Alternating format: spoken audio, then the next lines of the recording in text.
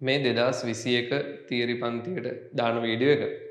අපි ගිය සතියේ තියරි පන්තියේ කතා කරේ වායු නියම ටික කතා කරා පරිපූර්ණ වායු සමීකරණය ව්‍යුත්පන්න කිරීම දක්වා. ඊට පස්සේ අපි උදාහරණ ටිකක් කතා කරා. ඊළඟට චාලකණුකවාදයේ තියරි ටික සම්පූර්ණ ඉවර කරා.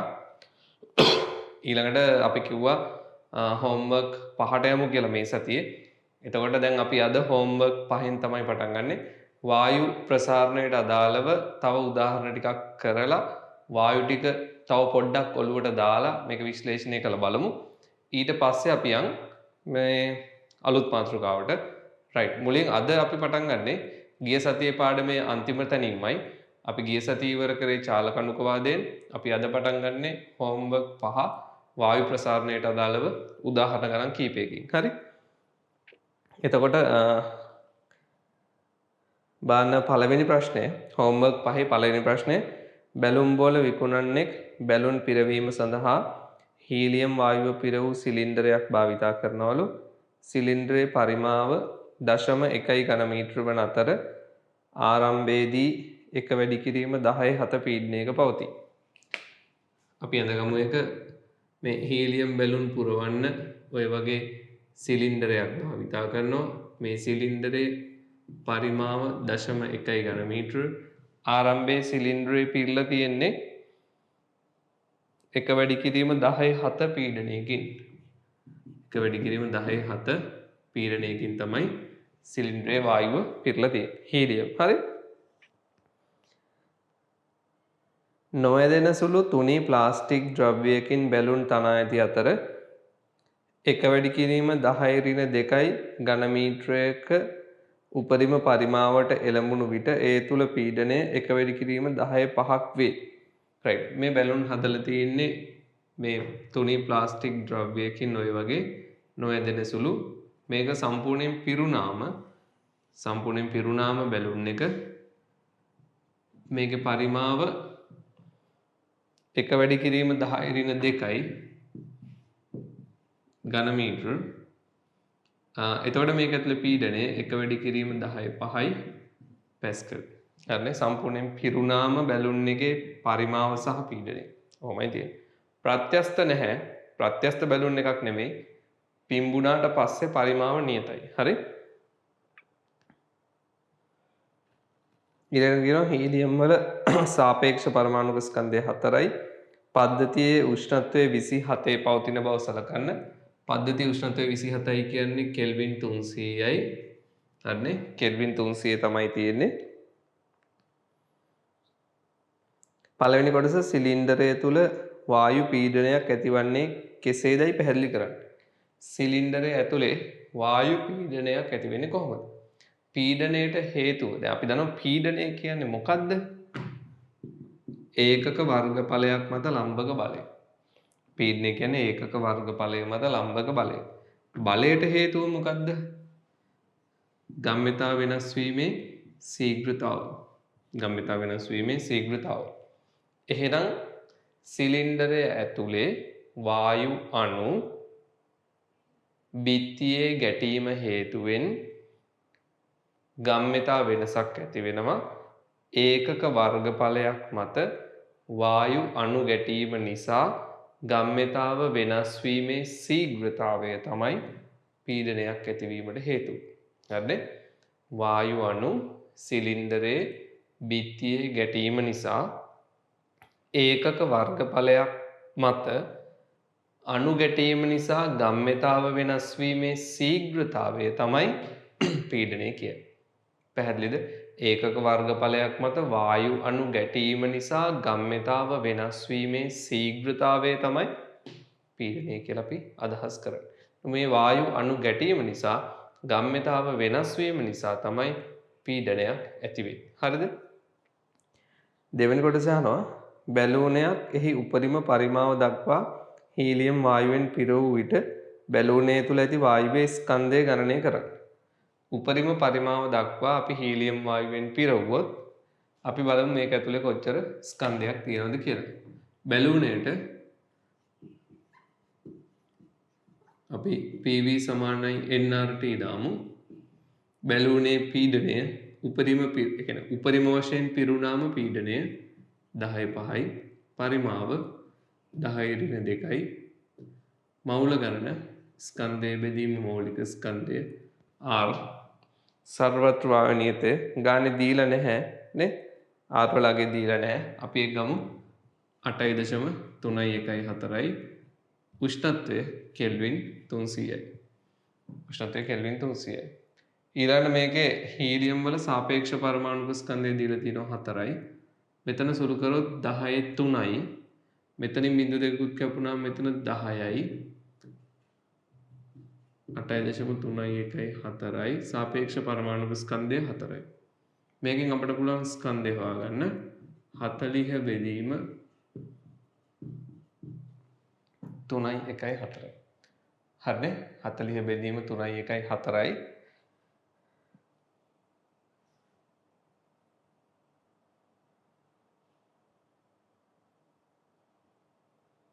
උත්තරේ එන්නේ 4.81යි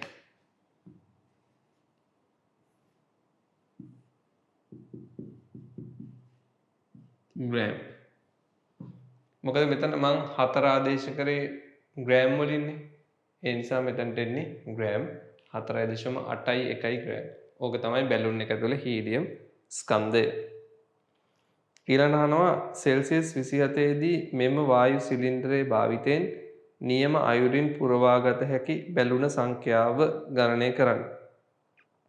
රයිට් මේක මෙහෙම කියනවා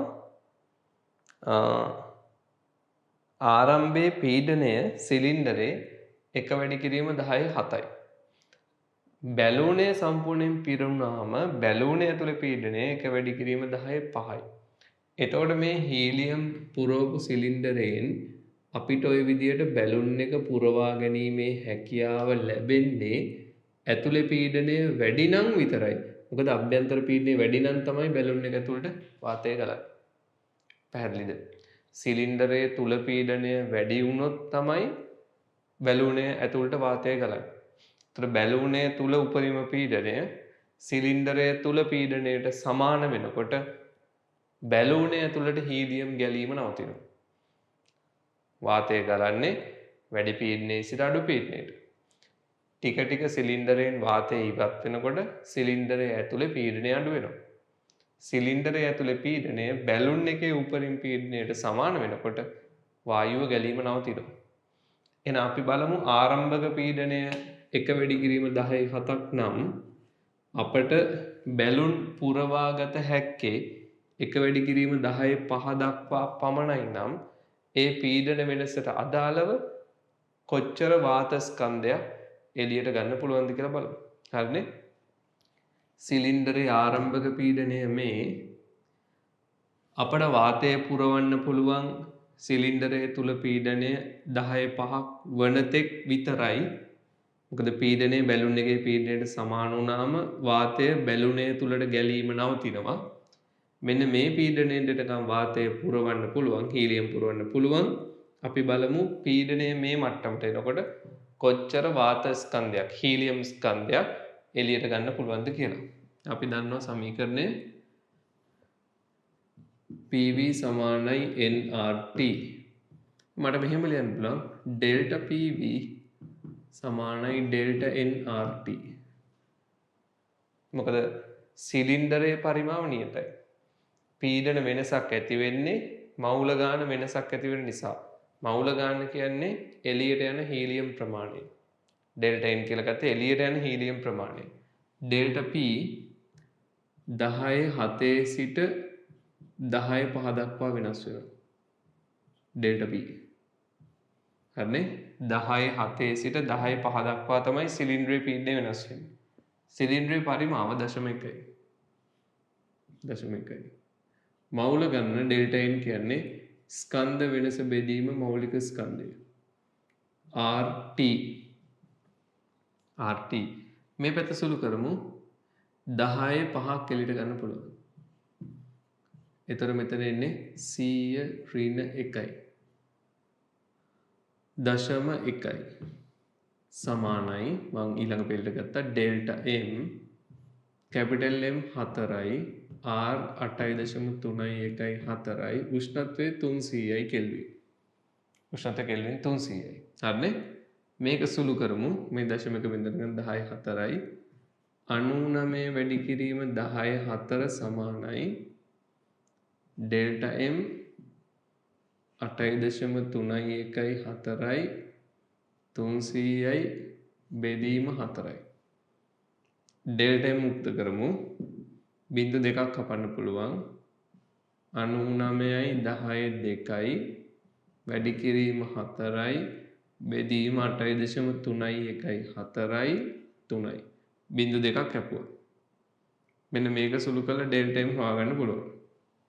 අපි සුළු කරලා බලමු.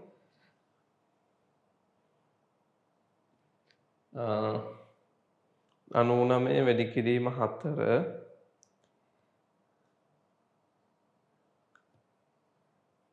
බෙදීම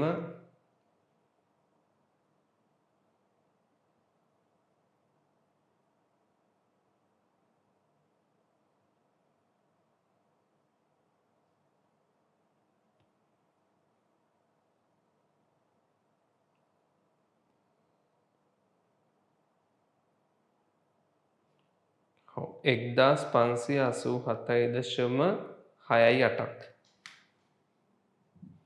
1587.68ක් ග්‍රෑම්. ඔන්න ඕක තමයි එළියට ගලන හීලියම් ස්කන්ධය. පීඩන වෙනස් වීමට අනුරූපව සිලින්ඩරයෙන් එළියට ගන්න පුළුවන් හීලියම් ස්කන්ධය ඔය. එක බැලුන් එකකට පිරෙන හීලියම් ස්කන්ධය මේ. එහෙනම් බැලුන් ගණන කීයද කියලා අහුවොත් මම මෙතනින් ලියන්නම් බැලුන් ගණන පුරවාගත හැකි බැලුන් ගන්න අපිට ඉවතට ගන්න පුළුවන් ස්කන්ධය ඩෙල්ටා M එක බැලුන් එකකට පිරෙන ස්කන්ධය M 1587.68 බෙදීම 4.81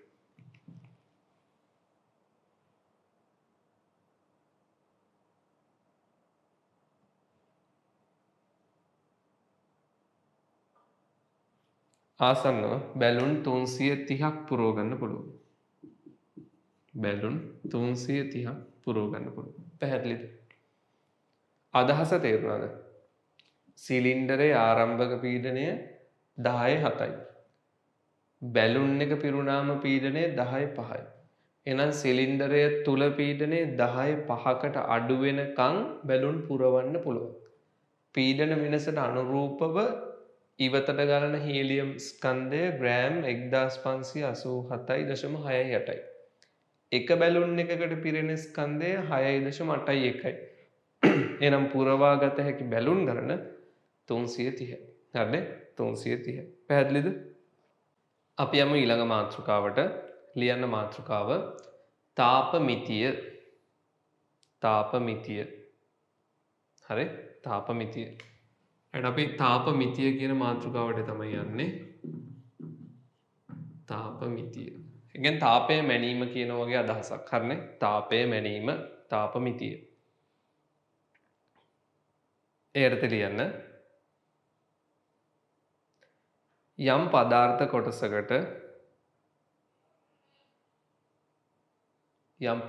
කොටසකට තාප ශක්තිය ලබා දෙන විට හෝ තාප ශක්තිය ඉවත් කරන විට තාප ශක්තිය ලබා දෙන විට හෝ තාප ශක්තිය ඉවත් කරන විට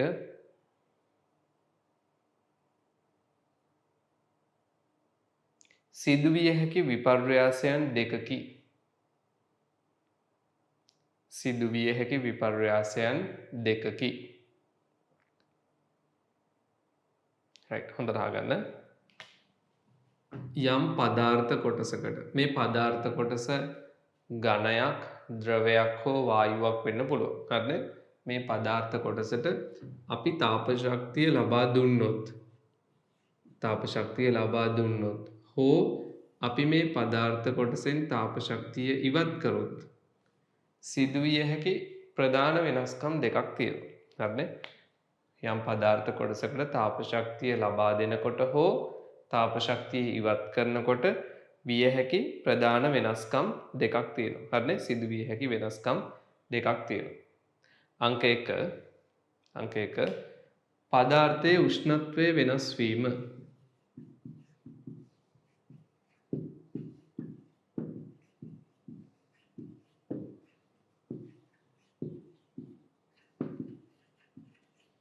අංක 1 පදාර්ථයේ උෂ්ණත්වය වෙනස් වීම. අංක 2 පදාර්ථයේ අවස්ථා විපර්යාසයක් සිදුවීම.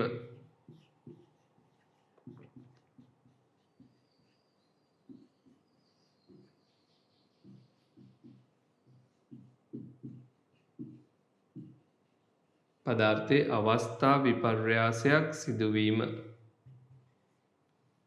හරිද? පැහැදිලිද කියන්නේ?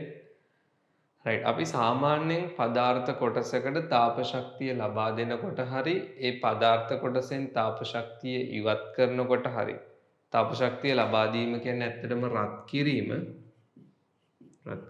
තාප ශක්තිය ඉවත් කිරීම කියන්නේ සිසිල් කිරීම. රත් කිරීමකදී හෝ සිසිල් කිරීමකදී මූලික වශයෙන් විය හැකි වෙනස්කම් අපි දෙකක් කතා කරනවා. එකක් තමයි පදාර්ථයේ උෂ්ණත්වය වෙනස් වීම, අනිත් එක තමයි පදාර්ථයේ අවස්ථා විපර්යාසයක් සිදුවීම. හරිද? රයිට්. අලුත් පෙළක ලියන්න. නමුත් පදාර්ථයේ රත් කිරීමේදී හෝ සිසිල් කිරීමේදී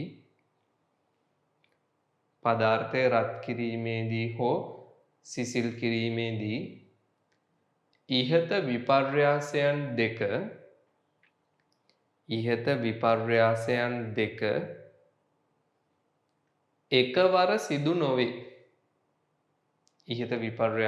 දෙක එකවර සිදු නොවේ. හරිද? එකවර සිදු නොවේ. ඒකත් වැදගත්. අපි පස්සෙත් මේ ගැන කතා කරනවා. දැන් අපි රත් කරනකොට හරි සිසිල් කරනකොට හරි මෙන්න මේ විපර්යාසයන් දෙකම එකවර වෙන්නේ නැහැ. එක්කෝ උෂ්ණත්වය වෙනස් වෙනවා. නැතිනම් අවස්ථා විපර්යාසයක් වෙනවා. හරිනේ? අපි රත් කරනකොට හෝ සිසිල් කරනකොට මේ දෙකෙන් එකයි වෙන්නේ. එක්ක උෂ්ණත්වය වෙනස් වෙනවා. එහෙම නැත්නම් අවස්ථා විපර්යාසයක් සිද්ධ වෙනවා. හරිනේ? දෙකෙන් එකයි වෙන්නේ. පැහැදිලිද? රයිට්. ඊළඟට ලියන අනුමාත්‍රකාව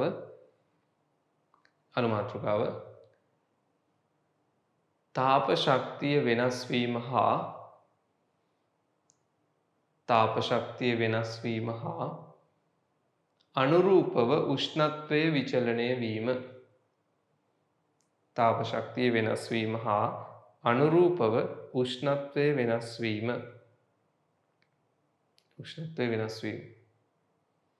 හරිද? දැන් අපි කතා කරන්නේ පළවෙනි අවස්ථාව ගැන. උෂ්ණත්වය වෙනස් වීම ගැන. තාප ශක්තිය වෙනස් වීම හා අනුරූපව උෂ්ණත්වය වෙනස් වීම. ඒ අර්ථ ලියන්න. පදාර්ථ කොටසක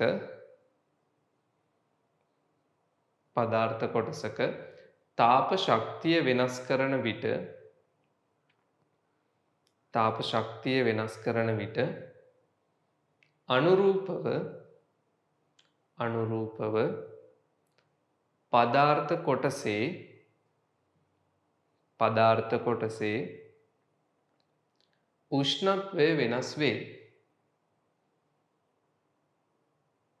අනුරූපව පදාර්ථ කොටසේ උෂ්ණත්වය වෙනස් වේ.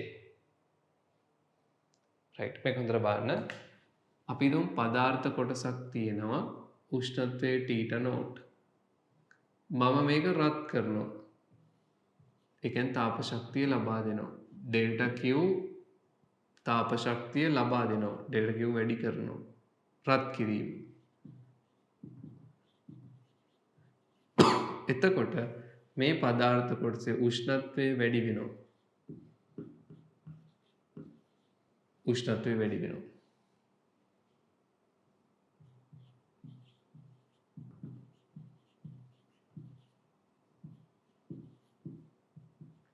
හරිනේ? රත් කරනකොට මොකද වෙන්නේ? උෂ්ණත්වයේ වැඩිවීමක් සිද්ධ වෙනවා. ඊළඟ අපි හිතමු පදාර්ථ කොටසක් තියෙන උෂ්ණත්වයේ T0. අපි මේක සිසිල් කරනවා. තාප ශක්තිය ඉවත් කරනවා. සිසිල් කරනවා. එතකොට මොකද වෙන්නේ? උෂ්ණත්වය අඩු වෙනවා. උෂ්ණත්වය අඩු වෙනවා.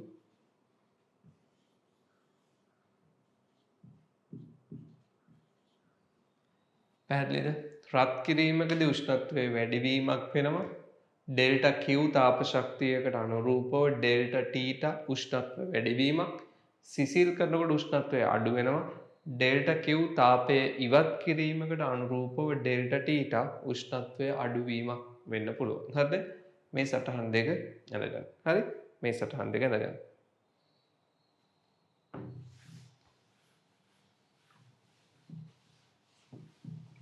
හරිද? right මෙහෙම ලියන අලුත් පේජකින්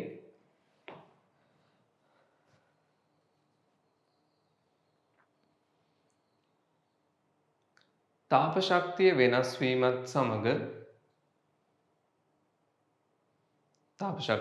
වීමත් සමග පදාර්ථ කොටසේ උෂ්ණත්වය වෙනස් වීම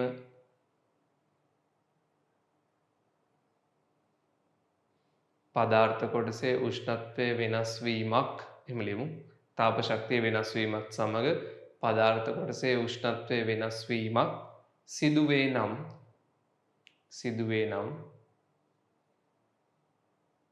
සිදුවේ නම් එම තාප ශක්තිය හා උෂ්ණත්ව වෙනස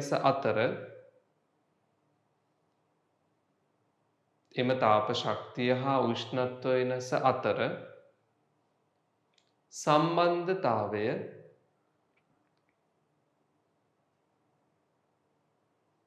සම්බන්ධතාවය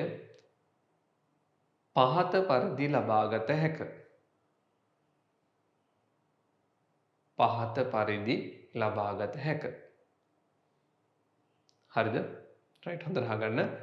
තාප ශක්තිය වෙනස් කරනකොට ඊට අනුරූපව උෂ්ණත්ව වෙනසක් සිදු වෙනව නම් තාප ශක්තියයි උෂ්ණත්ව වෙනසයි අතරේ සම්බන්ධතාව අපට මෙන්න මේ විදිහට ලබා ගන්න පුළුවන්. කොයි විදිහටද? හොඳට අහගෙන ඉන්න. හරිනේ? ලියන්න අනු මාතෘකාව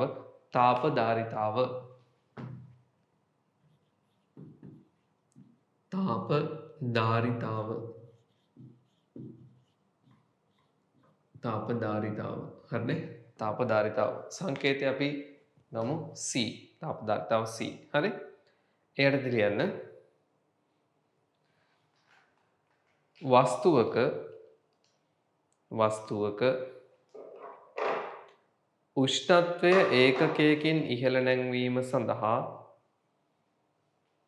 වස්තුවක උෂ්ණත්වය ඒකකයකින් ඉහළ නැංවීම සඳහා අවශ්‍ය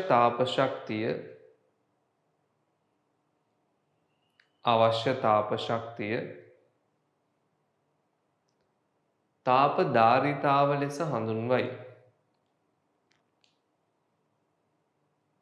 තාප ධාරිතාව ලෙස හඳුන්වයි.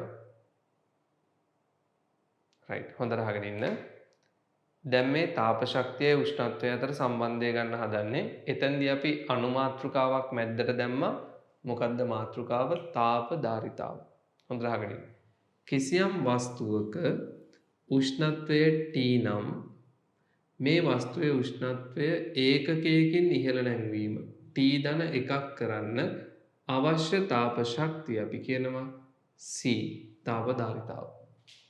කිසියම් වස්තුවක උෂ්ණත්වය ඒකකයකින් ඉහළ නැංවීමට අවශ්‍ය තාප ශක්තිය තමයි C තාප ධාරිතාව. එතකොට උෂ්ණත්වය ඒකකයකින් ඉහළ දාන්න C තාප ප්‍රමාණයක් අවශ්‍යයි නම් ඩෙල්ටා T ප්‍රමාණයකින් ඉහළ දාන්න C ඩෙල්ටා T තාප ශක්තියක් ඕන. උෂ්ණත්වය ඒකකයකින් ඉහළ නංවන්න C තාප ශක්තියක් ඕන නම් ඩෙල්ටා T ප්‍රමාණයකින් ඉහළ නංවන්න C ඩෙල්ටා T තාප ශක්තියක් ඕන. එහෙනම් අවශ්‍ය තාප ශක්තිය ඩෙල්ටා Q සමානයි C ඩෙල්ටා T. ඔන්න තාප ශක්තිය සහ උෂ්ණත්ව වෙනස අතර සම්බන්ධතාව. හරිනේ? වස්තුවක උෂ්ණත්වය ඒකකයකින් ඉහළ නංවන්න අවශ්‍ය තාප ශක්තිය C. ඒකකයකින් ඉහළ නංවන්න අවශ්‍ය ශක්තිය C නම් ඩෙල්ටා තීටා ප්‍රමාණයකින් ඉහළ නංවන්න අවශ්‍ය ශක්තිය C ඩෙල්ටා තීටා. හරිනේ? C delta theta. එහෙනම් අවශ්‍ය තාප ශක්තිය ඩෙල්ටා Q සමානයි C ඩෙල්ටා තීටා. ඕක තමයි තාප ශක්තිය සහ උෂ්ණත්වය අතර සම්බන්ධය. කවුද C? C තමයි වස්තුවේ තාපධාරිතාව. හරිනේ? C කියන්නේ වස්තුවේ තාපධාරිතාව. පැහැදිලිද? right මේක ලියලා යටින් ලියන්න C වල ඒකක වස්තුවේ තාපධාරිතාව. තාප ශක්තිය ජූල්, උෂ්ණත්වය කෙල්වින්, SI ඒකක කෙල්විනයට ජූල්. ඕක තමයි තාපධාරිතාවයේ ඒකක වෙන්නේ. හරිනේ? කෙල්විනයට ජූල්. පැහැදිලිද? මේ ටික ලියලා ඉවරයි නම් අපි යන් ඊළඟ අණු මාතෘකාවට විශිෂ්ට තාපධාරිතාව. විශිෂ්ට තාපධාරිතාව.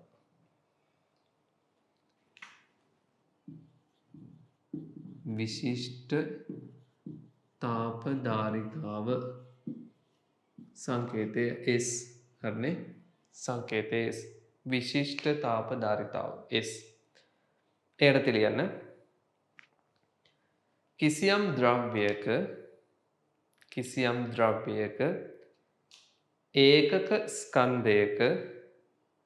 ඒකක ස්කන්ධයක උෂ්ණත්වය ඒකකයකින් ඉහළ නැංවීම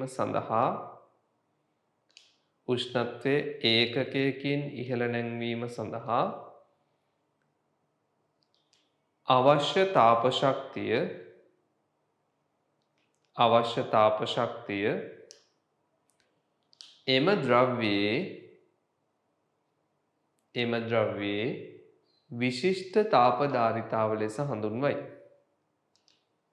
එම ද්‍රව්‍යයේ විශිෂ්ට තාපධාරිතාව ලෙස හඳුන්වයි.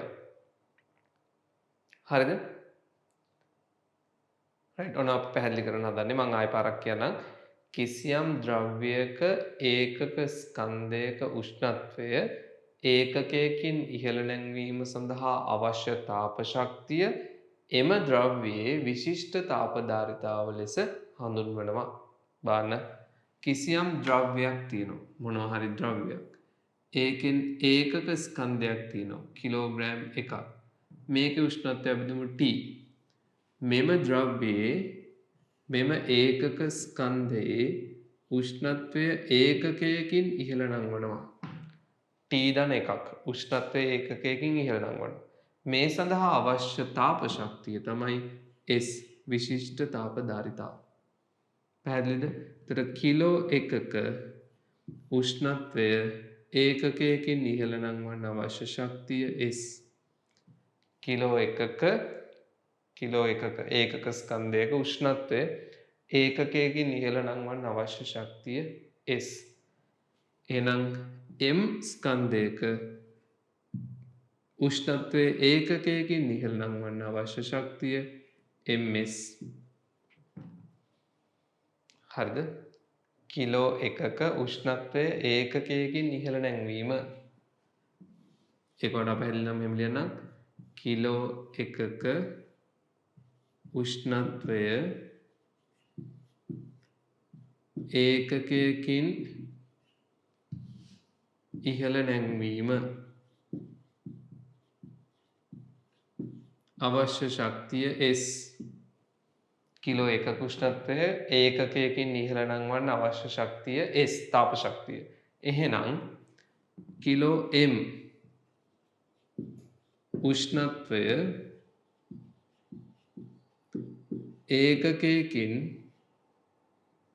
ඒකකයකින් ඉහළ නැංවීමට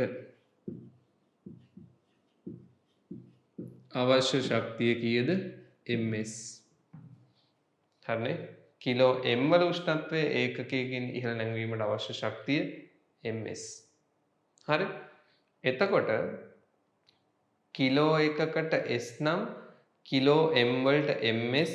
හැබැයි තාම ඒකකයේ ඉහළ නංවල තියෙනවා. එතකොට කිලෝ m වල උෂ්ණත්වය ඩෙල්ටා තීටා ප්‍රමාණයකින් ඉහළ නැංවීමට අවශ්‍ය තාප ශක්තිය ms ඩෙල්ටා ටීට වෙන්න ඕන. ms ඩෙල්ටා ටීට වෙන්න. හරිද? කිලෝ එකක උෂ්ණත්වය කෙල්වින් එකකින් ඉහළ නැංවීමට අවශ්‍ය තාප ශක්තිය S. කිලෝ m වල උෂ්ණත්වය කෙල්වින් එකකින් ඉහළ නැංවීමට අවශ්‍ය තාප ශක්තිය ms. එහෙනම් කිලෝ m වල උෂ්ණත්වය ඩෙල්ටා ටීට ප්‍රමාණයකින් ඉහළ නැංවීමට අවශ්‍ය තාප ශක්තිය ms ඩෙල්ටා ටීට වෙන්න ඕන. එහෙනම් ඩෙල්ටා Q හරිනේ ඩෙල්ටා Q මම මෙතන ලියන්න ඉඩමදි නිසා ඩෙල්ටා Q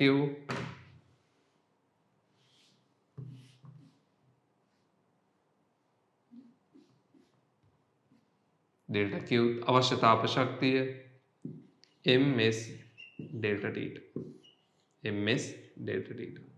ඕක තමයි අවශ්‍ය තාප ශක්තිය ඩෙල්ටා Q සමානයි ms ඩෙල්ටා ටීට වලට. පැහැදිලිද? රයිට්. එතකොට අපි තාප ධාරිතාවයත් එක්ක සංසන්දනය කරොත් මේ ටික ලියාගත්තා නම් අපි සංසන්දනය කළ බලමු. අපි කලින් කතා කරපු සමීකරණය ඩෙල්ටා Q සමානයි C ඩෙල්ටා ටීට. ඒ කලින් එක මෙන්න අලුත් එක මෙතන S වල ඒකක මොනවද කියලා බලන්න. තාප ශක්තිය ජූල්, ස්කන්ධය කිලෝග්‍රෑම්, උෂ්ණත්වය කෙල්වින්. ජූල් කිලෝග්‍රෑමයට කෙල්විනයට. ඕක තමයි ඒකක. අපි මේ සමීකරණය පරණ එකත් එක්ක සංසන්දනය කරොත් දෙපැත්තෙම තියෙන තාප ශක්තිය දෙපැත්තෙම තියෙන උෂ්ණත්ව වෙනස එහෙනම් C කීයද? තාප ධාරිතාව සමාන වෙනවා. මේ දෙක සංසන්දනය කරොත් අපි ඒක වෙනම ලියමු පැත්තකින්. මේ ටික ලියලා ඉවරයිනේ.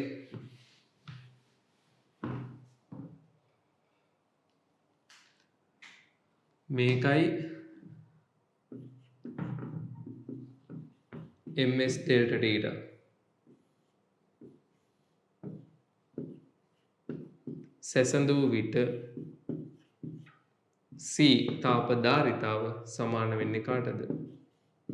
ms ට. තාප ධාරිතාව සමාන වෙන්නේ කාටද? ms ට. මේ ටික ලියලා ඉවරයි කියලා හිතනවා. මේ ටික ලියලා සමීකරණ ලියලා ඒකක ලියන්න. ඊට පස්සේ සමීකරණ දෙක එකතැන ලියන්න. මේ දෙක සැසඳූ විට C සමානයි ms කියලා ඉවර කරන්න. හරිනේ? මෙතනින් පස්සේ මේක මේ සමීකරණය ඊට පස්සේ මේ ටික. පැහැදිලිද? ඔන්න අපි කතා කරා මේ තාප ශක්තිය ලබා දීමේදී රත් වීමේදී උෂ්ණත්ව වෙනසක් සිද්ධ වෙනවා. ඒ තාප ශක්තියයි උෂ්ණත්වය අතර සම්බන්ධතාව සමීකරණ දෙකකින් ලබා ගන්න පුළුවන්.